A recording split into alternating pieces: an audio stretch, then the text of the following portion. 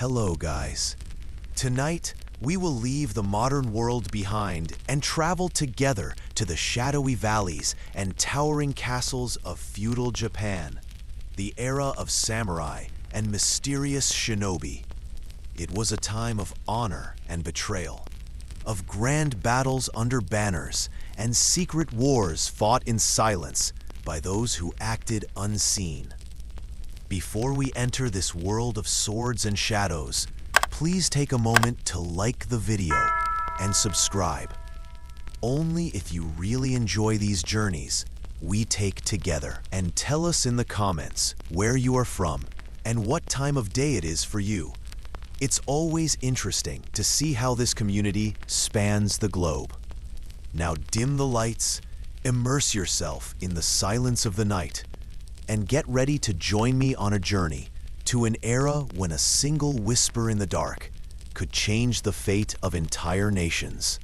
Tonight, we're heading to Japan, the realm of samurai and ninja, the Sengoku Battlegrounds, a century of fire and blood before the calm bureaucratic order of the Tokugawa shogunate settled over Japan. The archipelago endured more than a century of unrelenting chaos and bloodshed. This was the Sengoku period, 1467 to 1603, an era whose name literally translates to the Age of Warring States. The collapse of the central authority of the Ashikaga shogunate created a power vacuum, plunging the nation into a bitter civil war.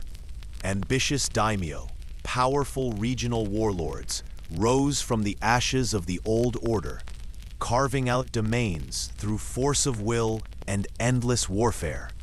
They battled relentlessly for territory, wealth, and the ultimate prize, unifying Japan under their own banner. At the very heart of this violent storm were the samurai. Unlike the paper-pushing samurai of the later Edo period, their Sengoku predecessors lived with death as a constant, daily companion.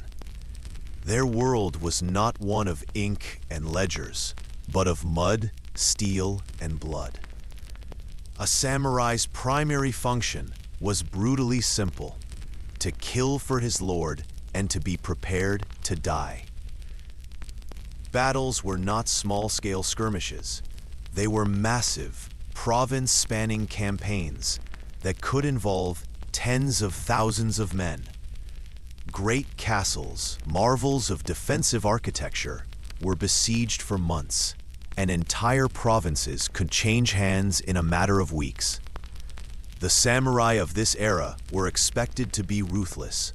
There was little room for mercy when prisoners could be summarily executed, and peasants, known as ashigaru, light feet, were often forcibly conscripted to swell the ranks of armies as foot soldiers. Beyond the samurai's grand battles, a secret war was fought by shinobi, specialists in espionage, sabotage, and assassination from the Iga and Koga clans. Hired by ambitious warlords, these shadow warriors served as spies and assassins whose skills could shift the balance of power. Their ability to infiltrate fortresses or eliminate enemy leaders often proved more effective than thousands of soldiers, making them a vital and feared force in Japanese warfare. Unlike the samurai, whose honor bound them to codes of open combat, the shinobi embraced stealth, deception, and unconventional tactics. They gathered intelligence, spread misinformation, set fires to enemy strongholds, and carried out precise strikes that could cripple a rival clan from within.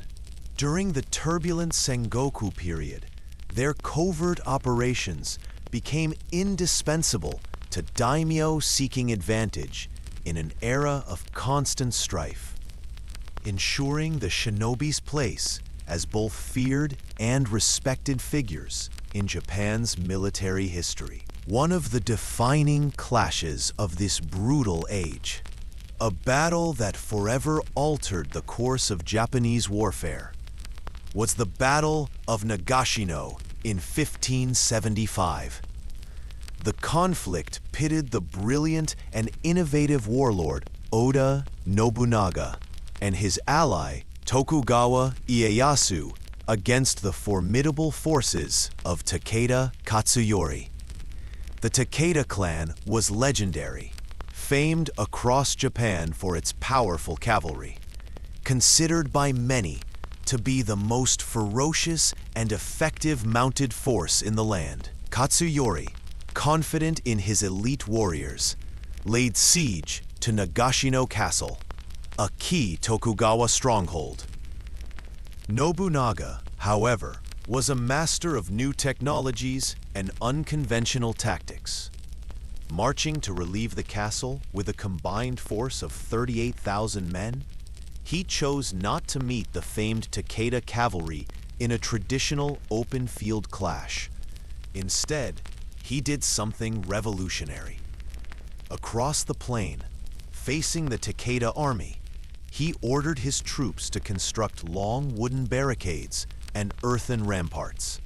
Behind these defenses, he positioned some 3,000 ashigaru, armed with arquebuses, imported matchlock guns that were still a relatively new and often underestimated weapon. As the battle commenced, Takeda Katsuyori, against the advice of his veteran commanders, ordered his cavalry to charge. Wave after wave of mounted samurai, the pride of the Takeda clan, galloped across the muddy ground, expecting to shatter the Oda Tokugawa lines as they had done so many times before. But as they were funneled towards the barricades, Nobunaga unleashed his devastating surprise.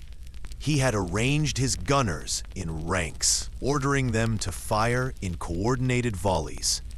As one rank fired, another would reload, ensuring a near continuous hail of lead. The result was a slaughter. The thunderous roar of the matchlocks tore through the charging cavalry, shattering their momentum and their morale. Horses and riders fell in tangled, screaming heaps.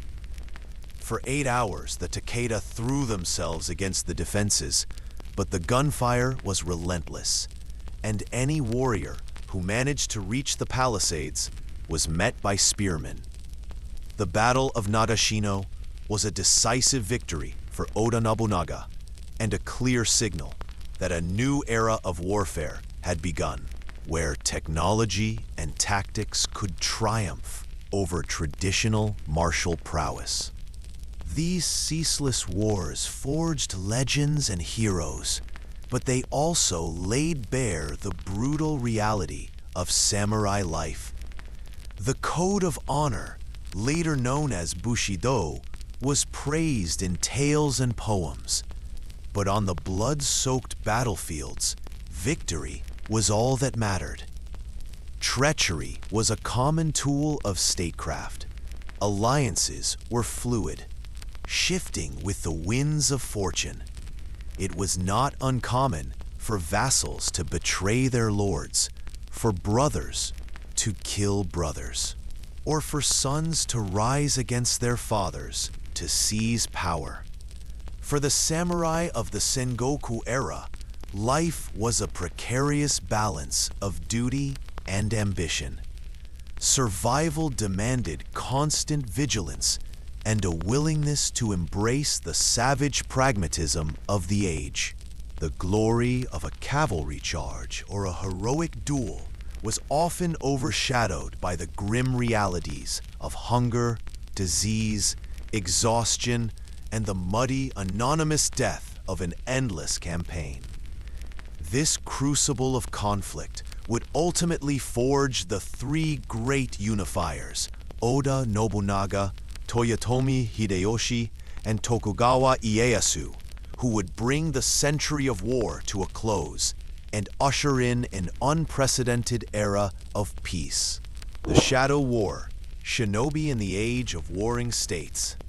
If the Sengoku period was the grand, blood-soaked theater of the battlefield samurai, it was also the golden age of a different kind of warrior, one who operated behind the curtain, the ninja or shinobi. Far from the later myths of invisibility, demonic powers, and outright sorcery, the historical ninja were masters of a deadly and pragmatic craft. They were specialists in espionage, sabotage, guerrilla warfare, and assassination. During this era of constant conflict, powerful warlords, recognizing the limits of conventional warfare, frequently contracted the formidable ninja clans of Iga and Koga provinces to serve as their eyes, ears, and hidden daggers. These clans were not merely random collections of spies. They were unique warrior societies forged by their environment. The provinces of Iga and Koga were remote, mountainous, and difficult to access, which allowed them to maintain a fierce independence from the great daimyo who surrounded them.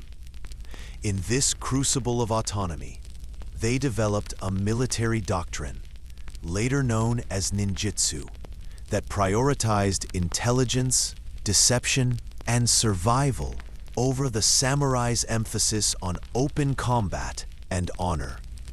They trained from childhood in stealth, disguise, infiltration, explosives, poisons, and a wide array of specialized weapons. They were, in essence, highly trained specialists in irregular warfare, and their skills were in high demand. One of the most famous and brutal chapters in their history came during the unification campaigns of the fearsome warlord Oda Nobunaga. By the late 1570s, Nobunaga had conquered much of central Japan. But the stubborn independence of Iga province, a land he saw as a nest of dissent, was a thorn in his side. In 1579, his ambitious but less capable son, Oda Nobukatsu, decided to make a name for himself by subjugating the province. He launched a massive invasion with over 10,000 soldiers, expecting a swift victory against what he perceived as a collection of rural holdouts. The result was a profound humiliation. The Iga warriors, intimately familiar with their homeland's terrain, refused to meet Nobunaga's army in open battle. They used their mountainous landscape to their supreme advantage, turning the entire province into a deadly trap. Night raids crippled Nobukatsu's logistics. Lone operatives set fire to his camps, and false intelligence sent his patrols on fruitless chases into ambushes. The Iga shinobi would strike from the dense shadows of the forests and then vanish, leaving confusion and terror in their wake. After his army was routed in a series of brilliant guerrilla actions, a disgraced Nobukatsu was forced into a full retreat. The small province of Iga had, for a time, defeated the most powerful clan in Japan. This victory, however, sealed their doom. In 1581, an enraged Oda Nobunaga returned to finish the job himself, this time unleashing an overwhelming force of some 40,000 to 60,000 men to invade from multiple directions. What followed was not a battle, but a campaign of annihilation. Nobunaga's scorched earth tactics were merciless. Villages were burned to the ground, and the independent warrior families of Iga were systematically hunted down and slaughtered. The province was crushed under a wave of iron and fire. The survivors were forced to scatter across Japan, their homeland lost. Many of these refugee ninja, their families and fortunes destroyed, had no choice but to sell their unique skills to the highest bidder, often entering the service of Nobunaga's rivals. One such rival was the patient and cunning Tokugawa Ieyasu. In 1582, this connection would prove to be world-changing. After Nobunaga was betrayed and assassinated by his general Akechi Mitsuhide at Honnoji Temple in Kyoto, Japan was thrown into chaos. Ieyasu was in a perilous position, deep in enemy territory, with only a small retinue. It was a moment of supreme vulnerability, where he could have easily been captured or killed. It was then that his ninja allies, led by the legendary Hattori Hanzo, himself a samurai from Iga, stepped out of the shadows. They guided Ieyasu and his men on a harrowing trek through hostile territory, using secret paths and their network of contacts to avoid Akechi's patrols. This dangerous escape ensured Ieyasu's survival, allowing him to return to his own stronghold, consolidate his power, and eventually rise to become the final unifier of Japan and its first Tokugawa shogun. These episodes reveal the true nature of the Sengoku-era ninja. They were not sorcerers, but pragmatic survivors and masters of asymmetrical warfare. They thrived in the gaps between massive armies, understanding that a well-placed spy could be more valuable than 1,000 spearmen, and that a single act of sabotage could turn the tide of a campaign. In the shadows of the great samurai wars, their quiet victories and silent operations often determined the fates of the most powerful clans, and in the case of Tokugawa Ieyasu, the very future of Japan itself. The paper samurai. Why it was bad to be low-ranking. Forget the lone wolf duelist on a windswept plain. Forget the general commanding thousands from his warhorse. For the vast majority of samurai, the reality was this. This is the life of a gokenin, a low-ranking, low-stipend retainer of a feudal lord. And for centuries, it was a life of quiet desperation. After the Tokugawa shogunate unified Japan in 1600, the Great Wars ended. An era of unprecedented peace, known as the Edo period, settled over the islands. And for the warrior class, peace was a professional catastrophe. With no battles to fight, their purpose had to be reinvented. For a low-ranking samurai, this meant becoming a bureaucrat. His katana, the soul of the samurai, was now used primarily to slice through piles of paperwork. His daily duty was not defending his lord's castle, but managing his lord's rice tax accounts, surveying land, drafting permits for travel, and settling petty disputes between farmers. He was a clerk with a topknot and 2 swords, drowning in a sea of ink and protocol. And the pay was terrible. A samurai's income was measured in koku of rice, 1 koku being enough to feed 1 man for a year. A high-ranking lord might have millions. A mid-level samurai, a few hundred. But a low-ranking retainer, he might receive a paltry 20, 30, or 40 koku. After supporting his family, his own attendants, and maintaining his equipment and presentable clothing, there was often nothing left. Historical diaries from the period are filled with lamentations of debt, of pawning heirlooms, and of the sheer humiliation of having to negotiate with wealthy but low-status merchants from the merchant class just to make ends meet. But the greatest burden was not poverty or paperwork. It was the constant, crushing, ever-present fear of disgrace. The samurai code, Bushido, demanded absolute loyalty and impeccable conduct. A simple mistake in accounting, a poorly worded letter, a minor breach of etiquette in the presence of a superior, Any of these could be construed as a failure of duty. The punishment was not a fine or a demotion. It was often kondo, dismissal from service. To be Ronin, a masterless samurai, was a social and economic death sentence, a fate often worse than literal death.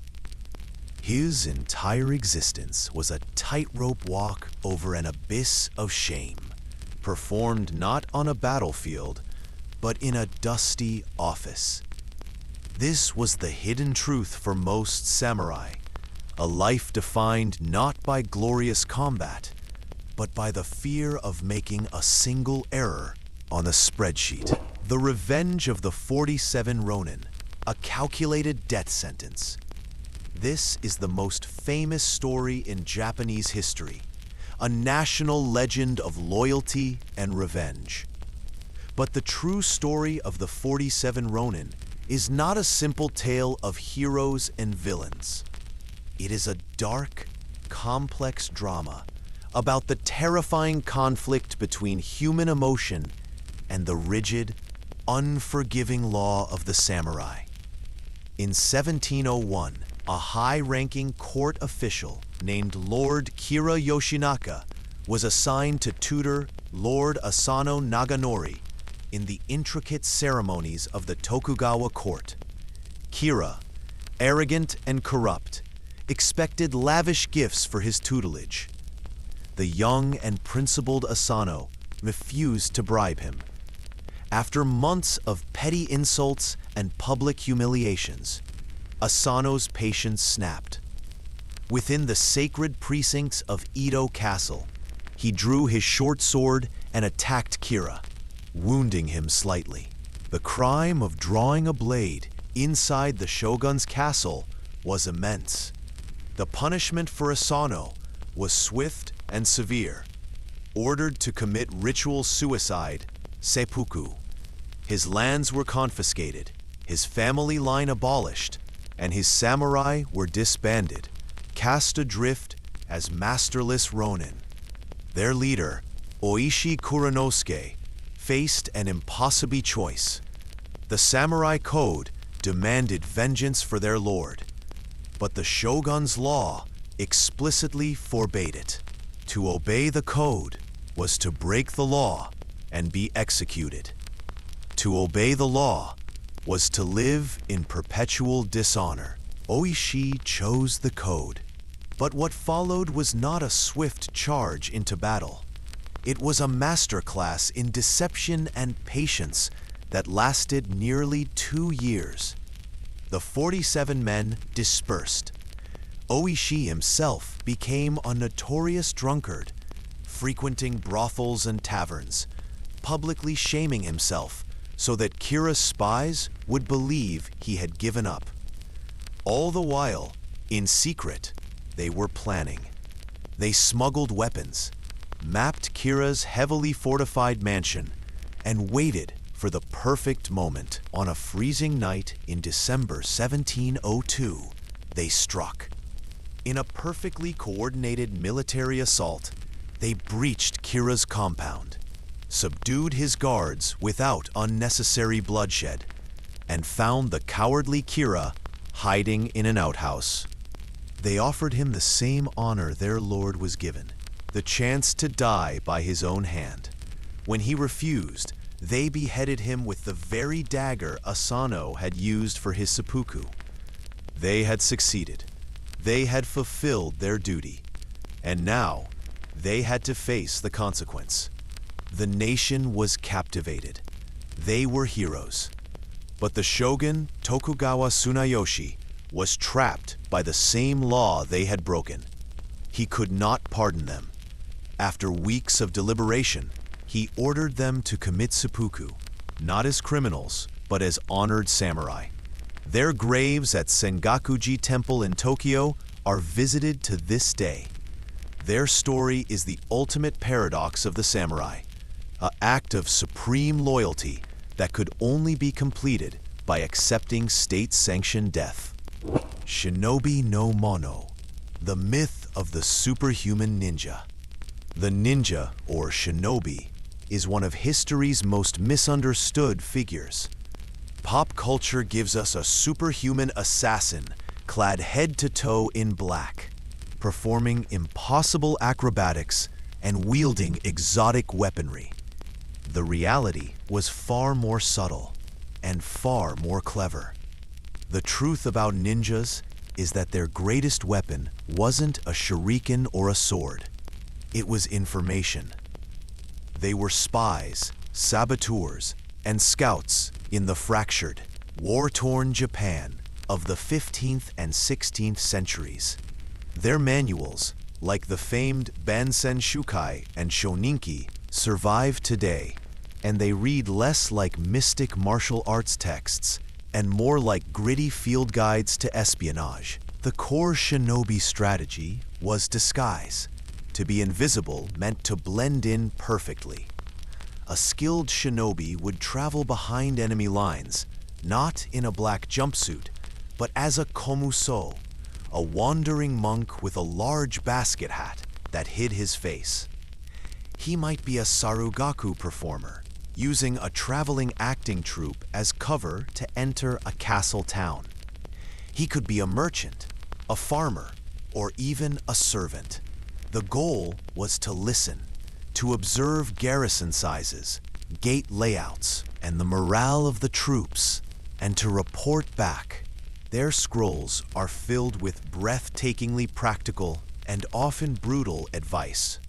How to start fires using gunpowder and dried fish scales as a slow fuse.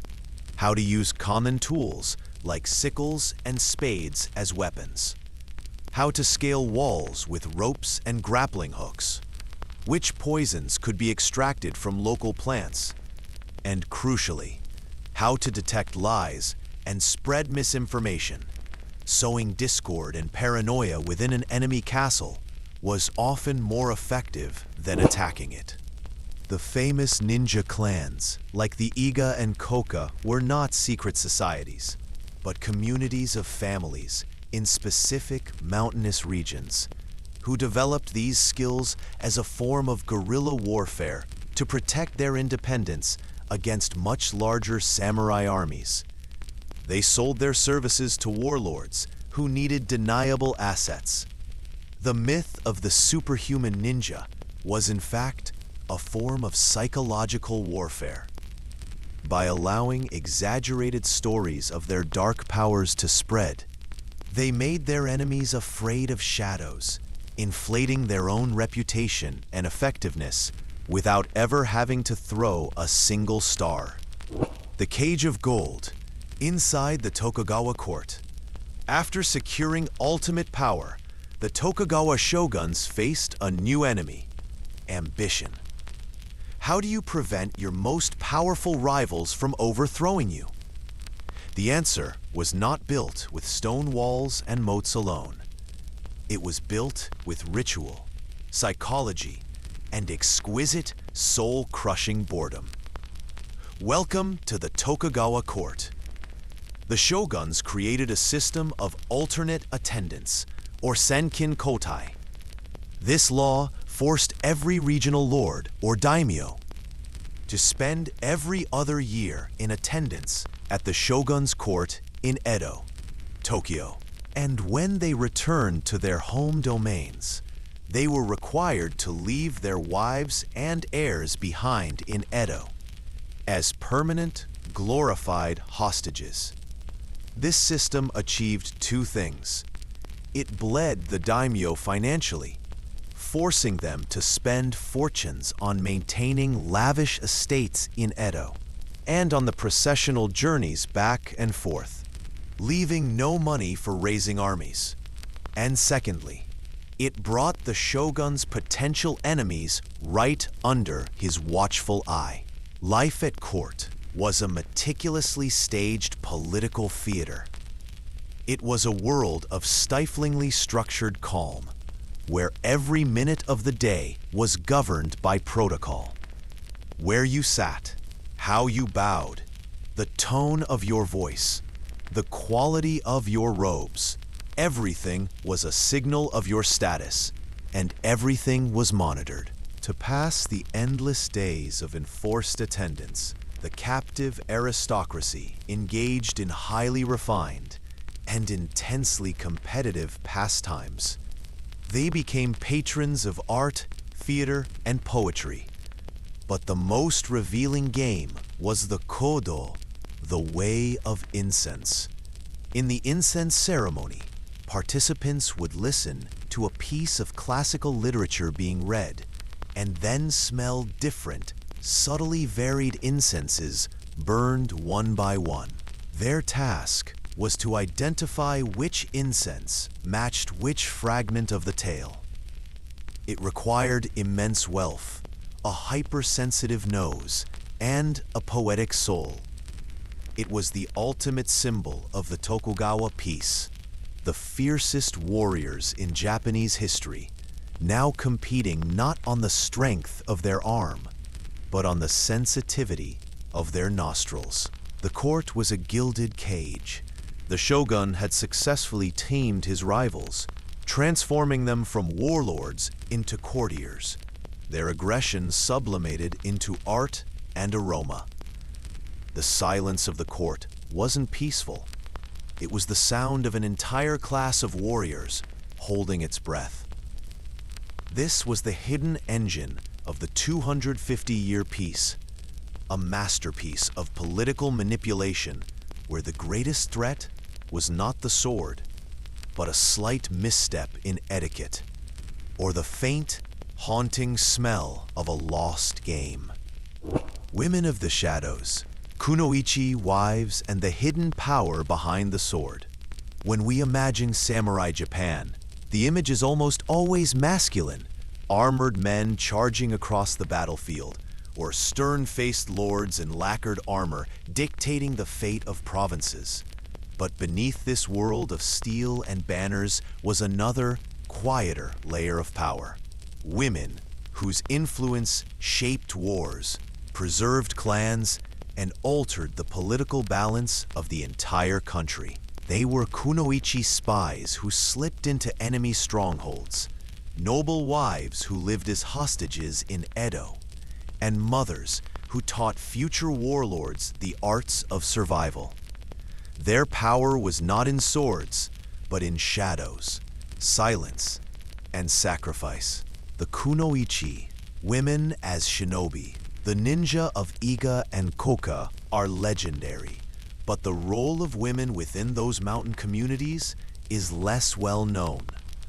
The term kunoichi appears in later writings and is often taken to mean female ninja, though in the Sengoku period, their role was practical and rooted in espionage. Unlike the popular image of black-clad assassins leaping across rooftops, female operatives specialized in infiltration. A woman could pass unnoticed where a man might raise suspicion.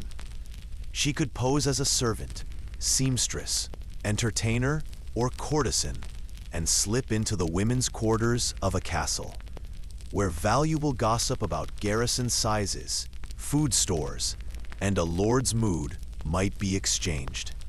The Bansen Shukai, the great 17th century ninja manual compiled by Fujibayashi Yasutake, explicitly mentions using women for intelligence work. It notes that women could penetrate households with ease, gathering secrets or planting disinformation. They could also carry weapons disguised as household tools, a hairpin sharpened into a dagger, or a small packet of poison sewn into clothing. One story, though shrouded in legend, tells of Kunoichi being used to lure samurai officers into compromising positions, where their trust could be exploited or their lives ended quietly. But the reality was subtler.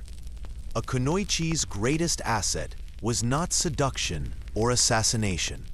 It was her ability to blend seamlessly into enemy territory, observe, and return with knowledge that could turn the tide of a campaign. Wives as hostages. The Tokugawa Gilded Cage. By the 17th century, open battlefields were replaced by court politics. The Tokugawa shoguns, wary of rebellion, instituted the system of Sankin Kotai, alternate attendance. Every daimyo was forced to spend alternate years in Edo, modern Tokyo, and crucially, they were required to leave their wives and heirs behind in Edo when they returned to their domains. These women lived in Edo not by choice, but as political hostages. Their lives were wrapped in silk, luxury, and rigid etiquette, yet beneath the gilded surface was captivity. They were separated from their husbands for long stretches under the constant surveillance of Tokugawa officials. Even their letters home were carefully monitored. The shogunate understood that daimyo would never risk rebellion while their wives and children were effectively prisoners in Edo. In this way, the women of samurai Japan became the keystones of Tokugawa control, their enforced presence a silent guarantee of loyalty. But within these confines, they wielded influence. A daimyo's wife often became a cultural leader within Edo, presiding over salons of poetry, art, and incense ceremonies. Through patronage and social networks, they could shape alliances and reputations. Though their swords were taken from them, their words and presence carried enormous weight. Mothers who made warlords. Behind every famous samurai leader stood a mother whose decisions and teachings molded his path. In a society where men were often raised by wet nurses and retainers, it was the political marriages of mothers that forged alliances and determined succession. Take the case of Oda Nobunaga, the first great unifier of Japan.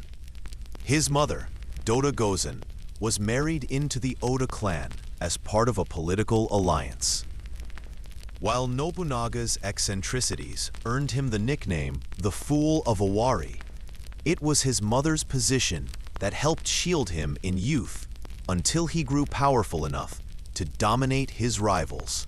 Similarly, Tokugawa Ieyasu's mother, Odai no Kata, played a decisive role in his survival. When Ieyasu was a child hostage caught between rival clans, Odai was forced to separate from him, her own position used as a bargaining chip. Her endurance and sacrifice ensured Ieyasu's safety, and that he lived to become the founder of the Tokugawa shogunate. Later, Odai became revered as the matriarch of the Tokugawa line, a living reminder that the dynasty owed its survival not only to men's battles, but also to women's suffering. Even more dramatic is the story of Lady Yodo, Yodo Dono, the mistress of Toyotomi Hideyoshi and mother of his heir, Hideyori. After Hideyoshi's death, she became the guardian of the Toyotomi legacy and effectively the ruler of Osaka Castle. When Tokugawa forces besieged the castle in 1614 to 1615, Lady Yodo resisted fiercely, rallying defenders and negotiating directly with generals. Her failure led to the annihilation of the Toyotomi line, but her determination showed how women could step directly into the arena of war when fate demanded it. The invisible hand of influence. Women in samurai Japan rarely fought on open battlefields, but their influence ran deep in the cracks of power. As Kunoichi, they spied, sabotaged, and spread misinformation. As wives in Edo, they were hostages who guaranteed political stability while still shaping culture and status. As mothers, they raised heirs, forged alliances, and sometimes ruled as regents or guardians when their sons were too young. Even ordinary women in samurai households played roles in transmitting values of loyalty, frugality, and endurance. the moral code that sustained the warrior class. The story of samurai Japan is not just one of swords and steel, but also of silken threads woven by women in the shadows. Without them, clans would have faltered, alliances would have collapsed, and dynasties would never have survived. Samurai Japan was a world where the loudest symbols of authority were male: banners, armor, swords, and castles. But much of the system rested on quiet, unseen labor by women. The Kunoichi, who listened behind shoji screens, the hostage wives who kept daimyo loyal through their captivity, and the mothers who shaped the heirs of warlords, all reveal a hidden truth. The fate of samurai Japan often rested in hands that never held a katana. The shadows were not empty. They were alive with power, endurance, and sacrifice. The silent enemy of the samurai: debts, duty, and the unbearable price of honor. The image of the samurai is one of strength, discipline, and loyalty. Men of iron will and sharpened steel, unmoved by fear or temptation. But behind this polished mask lay a quieter, crueler enemy. One that struck not on the battlefield, but in the tatami-lined chambers of clan mansions and within the ledgers of treasurers. This was the burden of debt, duty, and honor, the crushing weight of a social order that demanded perfection, pomp, and loyalty, even when it bankrupted entire families. The sword may have killed a samurai's body, but money and obligation often killed his spirit. From warriors to bureaucrats, during the Sengoku period, 15th to 16th centuries, samurai fought almost constantly. Wealth came from plunder, stipends from victorious lords, and the spoils of conquest. A samurai's honor was proved with his sword, but with the rise of Tokugawa Ieyasu and the establishment of the shogunate in 1603, the battlefield grew silent. The great wars ended. Samurai were no longer warriors, but administrators, clerks, and retainers in elaborate hierarchies. They still carried their two swords as symbols of their rank, but more often than not, they carried brushes, account books, and scrolls. And unlike merchants or farmers, who could generate wealth, the samurai relied entirely on fixed stipends paid in rice from their lords. These stipends did not increase, even as costs rose. Over time, many samurai found themselves living beyond their means, trapped between the ideals of honor and the arithmetic of survival. The burden of alternate attendance, sankin kotai, one of the greatest drains on samurai and daimyo households alike, was the sankin kotai system, introduced by the Tokugawa shoguns. Every daimyo was required to travel regularly between his home domain and Edo, bringing with him a vast retinue of samurai retainers. These journeys were public theater on an enormous scale. Daimyo traveled with hundreds, sometimes thousands of attendants in elaborate processions. Banners flying, armor gleaming, palanquins carrying wives and children, musicians playing, servants hauling lacquerware, clothing, and gifts. The expense was ruinous. Daimyo poured fortunes into roads, lodging, and supplies, while their retainers had to purchase new clothing, maintain their armor, and perform rituals with perfect precision. Even when daimyo returned to their domains, their wives and heirs remained in Edo as hostages, forcing families to maintain two luxurious households at once. The cost of loyalty was crushing. Many domains fell into debt, borrowing heavily from wealthy merchant families in Osaka, Kyoto, or Edo. And these debts trickled down the hierarchy to the samurai retainers whose stipends now seemed woefully insufficient. The etiquette trap. Life in Edo was not defined by swordsmanship, but by protocol. Samurai were judged by how they bowed, how they dressed, how they spoke. Clothing had to match one's rank. Armor and swords had to be maintained to dazzling standards. The smallest slip, an overly casual gesture, the wrong color of robe, the wrong level of politeness could bring shame, ruin, or even dismissal. To keep up appearances, samurai spent far beyond their means.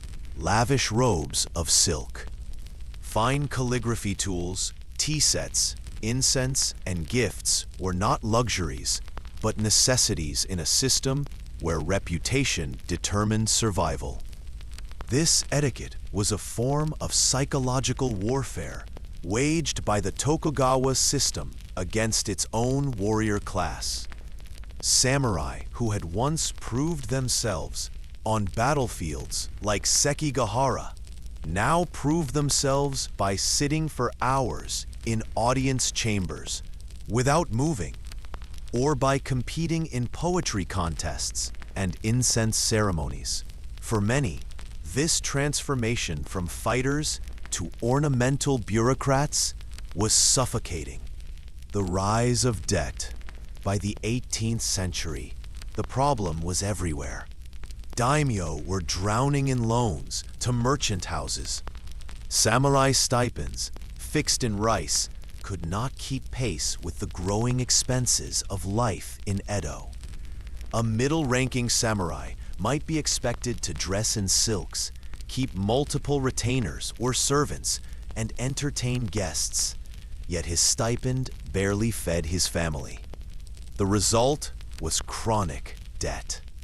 Samurai pawned their armor, borrowed against future stipends, or took humiliating loans from the very merchants they were supposed to disdain. Ironically, the merchant class, at the bottom of the Confucian hierarchy, became the true financial masters of Japan, while the supposedly noble warrior class became their dependents. This contradiction ate away at the samurai identity, a class that prided itself on self-sufficiency and honor now lived at the mercy of moneylenders. The price of honor. Debt alone might have been survivable. What made it unbearable was the weight of honor. The samurai code, or Bushido, as it evolved in the Tokugawa era, emphasized loyalty, self-sacrifice, and the avoidance of shame at all costs. To fail financially, to be dismissed from service, or to show disgrace was intolerable. For some, the only escape was seppuku, ritual suicide. Countless samurai ended their lives, not in glorious battle, but because of financial collapse, failed duties, or minor breaches of etiquette. The sword they carried became not a weapon against enemies, but a final judgment against themselves. Even daimyo, crushed by impossible debts, sometimes chose ritual suicide rather than humiliation. Entire clans could be abolished if their lords failed to maintain order or solvency. In this way, the silent enemy, money, duty, honor, destroyed far more samurai than arrows or spears ever did. A class in decline. By the late Edo period, 18th to 19th centuries, the decline of the samurai was visible everywhere. Many had become Ronin, masterless samurai, not because of battle, but because their lords went bankrupt or were stripped of their domains. Others turned to secondary professions. Some taught martial arts. Some became bureaucrats for hire. A few even entered commerce themselves, though this was officially forbidden. The irony was stark. The samurai, supposedly the highest class, were impoverished, while merchants, supposedly the lowest, grew rich and powerful. It was this economic contradiction that contributed to the eventual collapse of the Tokugawa system and the Meiji Restoration of 1868. When Japan modernized, the samurai as a class were formally abolished. But in truth, they had already been hollowed out for centuries by the invisible weight of debt and duty. The unseen battlefield. The myth of the noble samurai, proud, fearless, and free, is only half the story. The other half is one of suffocation, trapped in a cage of etiquette, buried under debt, and crushed by a code of honor that allowed no escape from shame. Countless samurai perished in silence. Their greatest enemy was not the Mongol invasions, not rival clans, not even Western guns. It was a quieter enemy, a system that demanded they live beyond their means, bow endlessly to ritual, and hold their breath for 2.5 centuries of enforced peace. The battlefield of Sengoku, Japan, was won with swords, but the battlefield of Tokugawa, Japan, was fought in silence, with ledgers, rituals, and debts. And in that battle, many samurai lost.